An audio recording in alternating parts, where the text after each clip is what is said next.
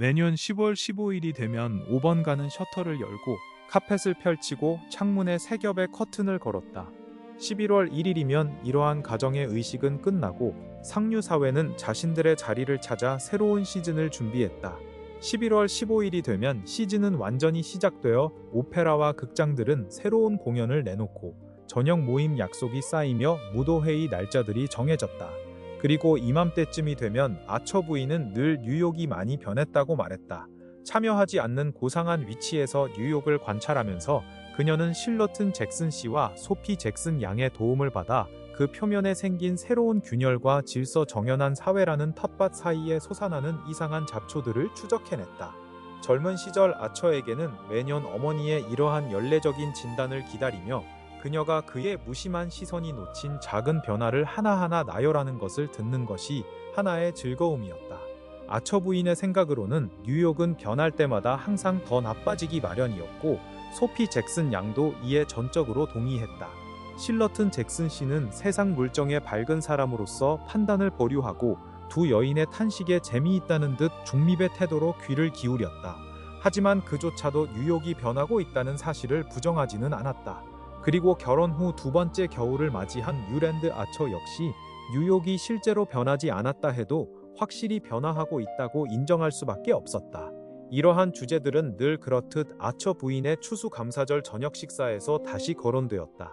매년 한 해의 축복에 감사해야 하는 날이 되면 그녀는 세상을 비관적으로 돌아보며 감사할 만한 것이 무엇인지 궁금해하는 습관이 있었다. 적어도 상류 사회에 감사할 것은 없었다. 만약 상류 사회라는 것이 여전히 존재한다고 할 수 있다면 그것은 오히려 성경의 저주를 불러일으킬 만한 대상에 가까웠다. 사실 추수감사절 설교에서 세인트 매튜 교회의 새 목사 애쉬 모어 박사가 예레미야서 2장 25절을 본문으로 선택했을 때 그의 의도가 무엇이었는지 모두가 알았다. 새로 임명된 애쉬 모어 박사는 진보적이라는 평을 받았고 그의 설교는 대담한 사상과 신선한 언어로 평가되었다. 그가 상류 사회를 비난할 때면 항상 흐름이라는 말을 사용했는데 아처 부인에게는 자신이 그러한 흐름의 일부가 되었다는 사실이 무섭고도 매혹적으로 다가왔다. 애쉬 모어 박사가 맞아요. 정말로 눈에 띄는 흐름이 있어요. 그녀는 마치 그것을 집의 균열처럼 눈으로 보이고 측정할 수 있는 것인 양 말했다. 그런데 추수감사절 설교로 그 주제를 고른 건 좀 이상했어요. 잭슨 양이 의견을 내자 아처 부인은 건조하게 대답했다. 아마 우리에게 남은 것에 감사하라는 뜻일 겁니다.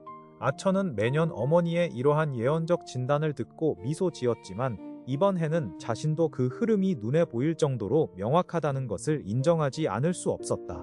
옷에 대한 사치가 대단해요. 잭슨 양이 말을 꺼냈다.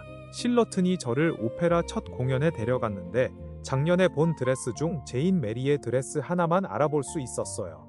그마저도 앞 패널이 바뀐 거였죠. 그 드레스를 2년 전에 워스에서 주문한 걸 제가 기억하는 건 그녀가 드레스를 입기 전에 항상 손보는 재봉사가 저랑 같은 사람이거든요. 아, 제인 메리는 우리 쪽 사람이죠. 아처 부인이 한숨을 쉬며 말했다. 그녀 세대의 사람들이 드레스를 자물쇠로 잠가두고 숙성시키는 대신 요즘 세대는 파리에서 세관을 통과해서 들어오자마자 그것을 뽐내고 다니는 것을 부인들은 부러워하지 않았다. 그래요. 그녀는 몇 안 되는 사람들 중 하나죠. 제 젊은 시절에는 최신 유행을 따라 입는 것이 천박한 것으로 여겨졌어요. 잭슨 양이 덧붙였다. 에이미 실러튼도 보스턴에서는 파리 드레스를 2년간 보관해두는 것이 규칙이었다고 늘 말하곤 했죠. 모든 일을 품위 있게 처리했던 백스터 페니로우 노부인은 매년 12벌의 드레스를 수입했어요. 벨벳 2벌, 세틴 2벌, 실크 2벌, 그리고 나머지 6벌은 포플린과 고급 캐시미어로 된 것이었죠. 이는 정기적인 주문이었고 그녀가 마지막 2년간 병을 앓으며 입지 못한 드레스가 48벌이나 발견되었어요. 그리고 딸들이 상복을 벗자 그들은 첫 번째 묶음의 드레스를 입고 심포니 콘서트에 참석했죠. 그런데도 유행을 앞서 나가는 것처럼 보이지 않았습니다. 보스턴은 뉴욕보다 더 보수적이긴 하죠. 그래도 제 생각에 숙녀라면 한 시즌 정도는 프랑스 드레스를 입지 않고 보관하는 게 안전한 규칙이라고 생각해요. 아처 부인이 인정했다. 보포트가 새 옷이 도착하자마자 아내에게 입히면서 이 새로운 유행을 시작했죠. 그나마 레지나의 우아함이 없었다면 그녀도 마치 마치 잭슨 양이 식탁 주변을 둘러보다가 제니의 튀어나온 듯한 시선과 마주치자 알아들을 수 없는 웅얼거림으로 말을 얼버무렸다. 그녀의 경쟁자들처럼 보이지 않기 위해서죠. 실러튼 잭슨 씨가 마치 재치 있는 말을 하는 것처럼 덧붙였다. 오, 여성들은 낮게 중얼거렸다. 아처 부인은 딸의 관심을 금지된 주제로부터 돌리기 위해 덧붙였다. 불쌍한 레지나, 올해 추수감사절이 그리 즐거웠을 것 같지 않군요. 보포트의 투기 소문에 대해 들었나요, 실러튼? 잭슨 씨는 무심하게 고개를 끄덕였다. 그 소문은 이미 모두가 알고 있었고 그는 이미 널리 퍼진 이야기를 굳이 확인해줄 필요를 느끼지 않았다. 모임에는 어둡고 우울한 침묵이 흘렀다. 사실 아무도 보포트를 좋아하지 않았고 그의 사생활이 최악이라는 생각을 품는 것이 꼭 불쾌한 것은 아니었다. 그러나 그가 아내의 가문에 재정적 불명예를 가져왔다는 생각은 그의 적들조차 즐길 수 없을 정도로 충격적이었다.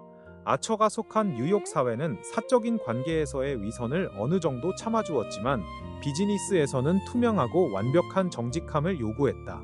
잘 알려진 은행가가 불명예스럽게 파산한 지 오래되었지만 그때 그 일로 해당 은행가들이 사회적 몰락을 겪은 것을 모두 기억하고 있었다. 보포트가 아무리 권력을 가지고 있고 레지나가 인기가 많아도 그녀의 남편의 불법 투기에 관한 소문이 사실이라면 달라스 가문과의 연대도 불쌍한 레지나를 구할 수는 없을 것이다. 대화는 덜 위협적인 주제로 방향을 틀었지만 그들이 언급하는 모든 것들은 아처 부인이 느낀 급속한 변화의 흐름을 확인해주는 듯했다. 물론 뉴랜드, 당신이 우리 사랑스러운 메이를 스트루더스 부인의 일요일 저녁 모임에 가게 한다는 걸 알아요. 아처 부인이 말하기 시작했다. 그러자 메이가 활기차게 끼어들었다. 요즘은 모두들 스트루더스 부인의 집에 가요. 그분은 할머니의 마지막 리셉션에도 초대받으셨잖아요. 이것이 바로 아처는 생각했다. 뉴욕이 변화의 과정을 관리하는 방식이었다. 뉴욕은 변화가 완전히 지나가기 전까지는 그것을 무시하는 척하고 그 이후에는 마치 그 변화가 이전 세대에 일어난 일인 양 착각하는 것이다. 성벽 안에 언제나 배신자가 존재하며 그 또는 대개 그녀가 10세를 넘긴 후에는 성이 난공불락이었다고 주장하는 것이 무슨 소용이 있었는가? 사람들이 한번 스트루더스 부인의 편안한 일요일 환대를 맛본 후에는 그녀의 샴페인이 사실 변형된 구두약이라는 것을 기억하지는 않을 것이다. 알아요, 여보, 알아요. 아처 부인이 한숨을 쉬며 말했다. 사람들이 즐거움을 위해 외출하는 한 이런 일들은 있을 수밖에 없겠지요. 하지만 나는 당신 사촌인 올렌스카 부인이 스트루더스 부인을 처음 인정한 것만큼은 도저히 용서할 수가 없어요. 젊은 아처 부인의 얼굴에 갑작스러운 홍조가 올랐다. 그 광경은 테이블 주위의 다른 손님들만큼이나 남편까지도 놀라게 했다. 오, 엘렌, 메이가 중얼거렸다. 마치 그녀의 부모님이 오 블랭커 가족이라고 말했을 때와 같은 비난과 변명 섞인 톤이었다. 이것은 엘렌의 남편의 제안을 거절하고 그들을 당혹스럽게 한 이후부터 올렌스카 백작 부인의 이름이 언급될 때마다 가족들이 내놓는 반응이었다. 그러나 메이의 입에서 나온 이 말은 생각할 거리를 제공했고 아처는 아내가 그녀의 환경과 가장 일치하는 순간에조차 이상한 낯선을 느끼며 그녀를 바라보았다. 아처의 어머니는 평소보다 분위기를 덜 민감하게 느끼면서 여전히 고집스럽게 말했다. 나는 언제나 올렌스카 백작 부인 같은 사람들이 귀족 사회에서 살았던 경험을 통해 우리의 사회적 구분을 유지하는 데 도움을 줘야 한다고 생각했어요. 그걸 무시할 게 아니라 말이에요. 메이의 얼굴은 여전히 붉게 물들어 있었고 그것은 올렌스카 부인의 사회적 배신을 인정한다는 것 이상의 의미를 담고 있는 듯했다. 외국인들에게는 우리 모두가 비슷해 보이는 게 틀림없어요. 잭슨 양이 신랄하게 말했다. 엘렌은 사회생활에 관심이 없는 것 같아요. 하지만 아무도 그녀가 무엇에 관심이 있는지 정확히는 몰라요. 메이는 무언가 비난도 찬사도 아닌 중립적인 표현을 찾으려는 듯 말했다. 아, 그래요? 아처 부인이 다시 한숨을 쉬며 말했다. 모두가 올렌스카 백작 부인이 더 이상 가족의 총애를 받지 못한다는 사실을 알고 있었다. 그녀의 열렬한 옹호자였던 맨슨 민곳 노부인조차도 그녀가 남편에게 돌아가기를 거부한 것을 변호하지 못했다. 민곳 가문은 이 불만을 공개적으로 드러내지는 않았다. 그들의 연대의식이 너무 강했기 때문이다. 그들은 단순히 웰랜드 부인의 말처럼 불쌍한 엘렌이 자기 자리를 찾도록 내버려 뒀을 뿐이었다. 그런데 그 자리가 굴욕적이고 이해할 수 없게도 블랭커가 주도하는 흐릿한 사회의 깊은 곳이었으며 글 쓰는 사람들 이 어수선한 의식을 거행하는 자리였다. 믿기 어렵지만 사실이었다. 수많은 기회와 특권을 가지고 있음에도 엘렌은 단순히 보헤미안이 되어버린 것이다. 이 사실은 그녀가 올렌스키 백작에게 돌아가지 않은 것이 치명적인 실수였다는 주장을 뒷받침했다. 결국 젊은 여성이 있을 자리는 남편의 지붕 아래였다. 특히 그녀가 그런 상황에서 떠났을 때는 글쎄, 만약 누군가가 그것들을 자세히 들여다보고 싶어 했다면 올렌스카 부인은 신사들 사이에서 아주 인기가 많더군요. 잭슨 양이 마치 화해를 시도하려는 듯 하면서도 실은 비수를 꽂으려는 태도로 말했다. 아, 그게 바로 올렌스카 부인 같은 젊은 여성이 항상 노출되어 있는 위험이죠. 아처 부인은 슬프게 동의하며 말했다. 그리고 그 결론에 이르자 여성들은 드레스 자락을 모아 응접실의 램프 아래로 옮겨갔고 아처와 실러튼 잭슨 씨는 고딕 도서관으로 물러났다. 벽난로 앞에 자리를 잡고 저녁 식사의 부실함을 완벽한 시가로 위로한 잭슨 씨는 무게 잡고 입을 열었다. 만약 보포트가 파산한다면 폭로가 나올 겁니다. 그가 발표했다. 아처는 재빨리 고개를 들었다.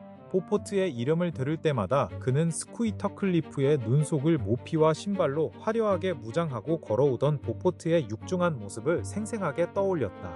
틀림없이 있을 거요. 잭슨 씨는 계속했다. 아주 불쾌한 종류의 청산이 말이오. 그가 가진 돈을 전부 레지나에게 쓰지는 않았소. 뭐 그건 이미 다 예상된 거 아닌가요? 제 생각에는 그가 아직도 빠져나올 수 있을 거라고 봅니다. 젊은 아처가 주제를 바꾸고 싶은 듯 말했다. 아마도 오늘 그가 영향력 있는 사람 몇몇을 만나기로 했다는 이야기를 들었어요. 물론 잭슨 씨가 마지못해 양보했다. 이번만이라도 그들이 그를 구해내길 바라야죠. 불쌍한 레지나가 파산자들을 위한 어떤 초라한 외국의 휴양지에서 남은 생을 보내게 될 거라고는 생각하고 싶지 않네요. 아처는 아무 말도 하지 않았다.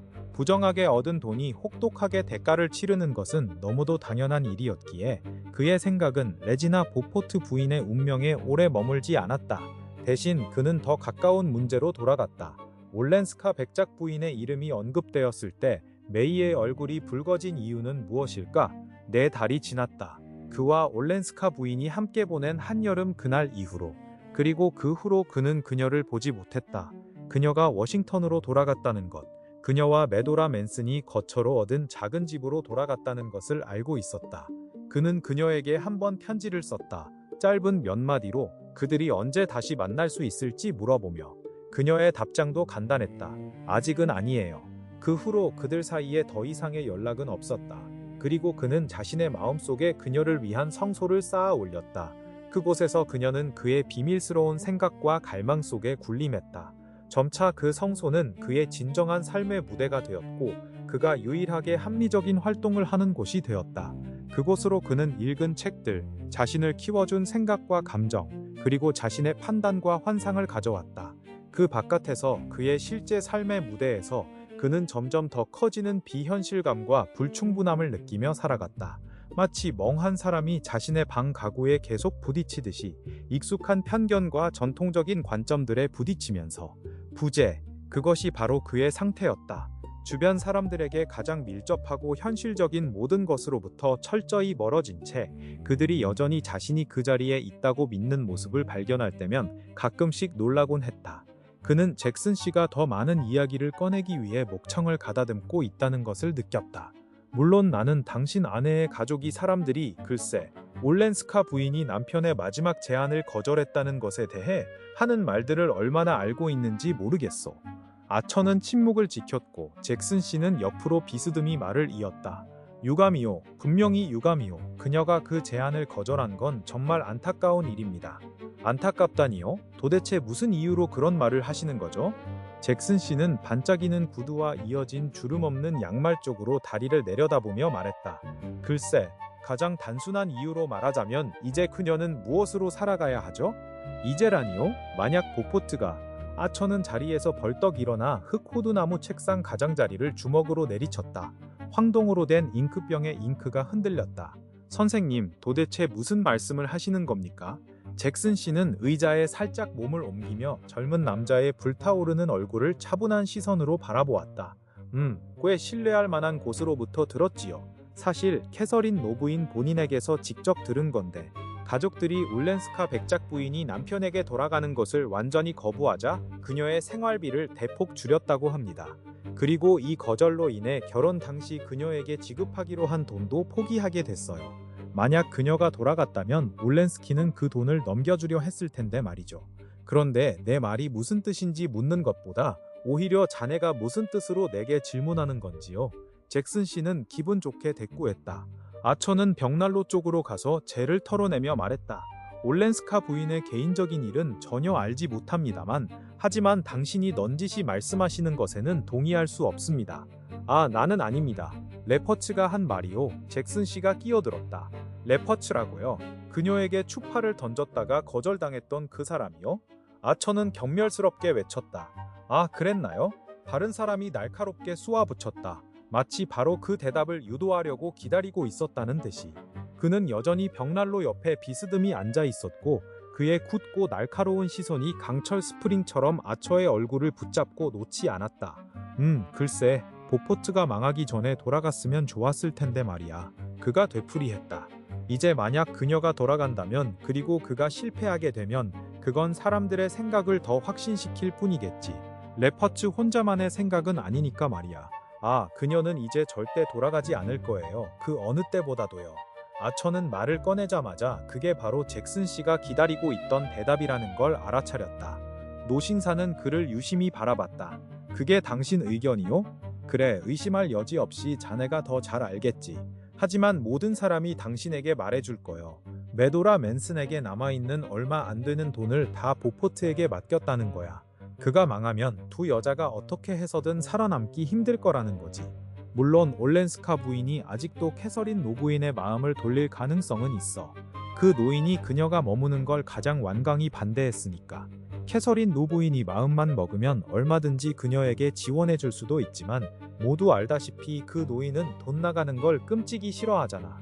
가족들도 울렌스카 부인을 여기에 붙잡아둘 이유가 없는 건 마찬가지고. 아처는 속에서 억누를 수 없는 분노가 치밀었다. 이럴 때 사람은 꼭 자기가 어리석은 일을 하고 있다는 것을 알면서도 꼭 그것을 저지르고 만다. 그는 잭슨 씨가 올렌스카 부인과 그녀의 할머니, 다른 친척들 사이의 문제를 모른다는 사실을 단번에 눈치챈 걸 알아챘다. 노신사는 그걸 근거로 아처가 가족 회의에서 제외된 이유에 대해서도 나름대로 추리해냈을 것이다. 이걸 깨달은 아처는 조심해야겠다고 생각했지만 보포트에 대한 암시들이 그를 무모하게 만들었다. 자신의 위험까지는 생각하지 못했어도 최소한 잭슨 씨가 어머니 집에 있는 손님이라는 점만큼은 잊지 않았다. 뉴욕 사회에서는 손님을 맞이할 때 예의가 무엇보다 중요했고 손님과의 대화가 논쟁으로 번지는 건 절대 허용되지 않았다. 어머니께 올라가 볼까요? 아처는 마지막 담뱃재가 잭슨 씨의 팔꿈치 옆 황동 재떨이로 떨어지자 퉁명스럽게 말했다. 집으로 돌아가는 마차 안에서 메이는 이상할 정도로 조용했다. 어둠 속에서도 그녀가 위협적인 홍조에 휩싸여 있는 것이 느껴졌다. 그 불금의 의미를 아처는 짐작할 수 없었지만 올렌스카 부인의 이름이 그걸 불러일으켰다는 사실만은 충분히 경고가 되었다. 그들은 함께 계단을 올라갔다. 아처는 서재로 들어갔는데 평소라면 메이도 그를 따라왔을 것이다. 하지만 그녀는 복도를 지나 자신의 방으로 들어가는 소리가 들렸다. 메이! 그는 조급하게 불렀다. 메이는 그의 목소리에 놀란 듯 잠시 멈추고 돌아왔다. 이 램프가 또 그을리네? 하인들이 좀 제대로 손을 봐야 할 텐데. 그는 신경질적으로 투덜거렸다. 미안해요. 다시는 이런 일 없게 할게요. 그녀는 어머니에게 배운 단호하고 밝은 목소리로 대답했다. 그리고 그녀가 벌써부터 젊은 웰랜드 씨처럼 달래기 시작한다는 것을 느끼자 아처는 더욱 짜증이 났다. 메이는 심지를 낮추려고 몸을 숙였고 불빛이 그녀의 흰 어깨와 매끄러운 얼굴 곡선을 비췄다. 아처는 속으로 생각했다. 정말 어리잖아. 이 끝없는 생활을 얼마나 더 버텨야 하지? 그는 자신의 젊음과 핏줄 속에서 뛰노는 혈기가 섬뜩하게 느껴졌다. 갑자기 그는 말했다. 있잖아, 나 워싱턴에 며칠 다녀와야 할지도 몰라. 다음 주쯤 말이야. 메이는 램프 손잡이에 손을 올린 채 천천히 돌아섰다. 불빛의 열기가 그녀의 얼굴에 붉은 기운을 돌게 했지만 고개를 들어 그를 바라보자 그 색은 희미해졌다. 일 때문이에요? 그녀는 자동적으로 마치 그의 문장을 마무리해주는 것처럼 물었다. 일 외에 다른 이유는 있을 수 없다는 듯한 말투였다. 그래, 물론이지. 대법원에서 특허 소송이 열릴 거야. 그는 발명가의 이름을 대고 로렌스 레퍼츠의 능숙한 말솜씨로 유창하게 세부 사항을 설명했다. 메이는 주의 깊게 듣다가 간간히 네, 알겠어요 하고 고개를 끄덕였다. 바람 쐬고 오는 것도 좋겠네요. 그가 끝마쳤을 때 그녀는 단순히 말했다. 그리고 꼭 엘렌을 만나고 오세요. 그녀는 구름 한 점 없는 미소를 지으며 그의 눈을 똑바로 바라봤다. 마치 껄끄러운 가족 의무를 잊지 말라고 당부하듯 자연스러운 말투였다. 그것이 그 주제에 대해 둘 사이에 오간 유일한 말이었다. 하지만 그 말은 그들만의 암묵적인 방식으로 이렇게 들렸다. 사람들이 엘렌에 대해 뭐라고 하는지 다 알고 있어요. 그리고 우리 가족이 그녀를 남편에게 돌려보내려 애쓰는 걸 나도 진심으로 지지해요. 그런데도 당신이 무슨 이유에서인지 그녀에게 그걸 하지 말라고 권했잖아요. 우리 가족의 연장자들은 물론 할머니까지 모두 엘렌이 돌아가야 한다고 생각하는데도 말이에요. 그 때문에 엘렌이 우리 모두를 거슬러 버린 거고요. 실러튼 잭슨 씨가 오늘 밤 당신에게 던진 암시가 당신을 불편하게 만든 이유도 그 때문이겠죠.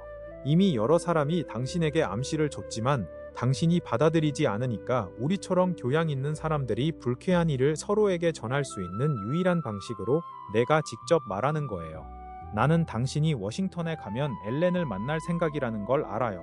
어쩌면 바로 그 목적으로 워싱턴에 가는 것일 수도 있겠죠.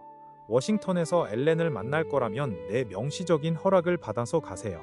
그리고 당신이 그녀에게 권한 선택이 어떤 결과를 가져올지 분명히 전해주는 게 좋겠어요. 그 침묵의 메시지가 끝났을 때 메이는 여전히 램프 손잡이를 잡고 있었다. 그녀는 심지를 더 낮추고 유리 덮개를 들어 올려 시무룩한 불꽃을 향해 숨을 불었다. 불어서 끄면 냄새가 덜 나요. 그녀는 밝은 살림꾼의 태도로 말했다. 문턱에서 그녀는 돌아서서 멈추고 그의 입맞춤을 기다렸다.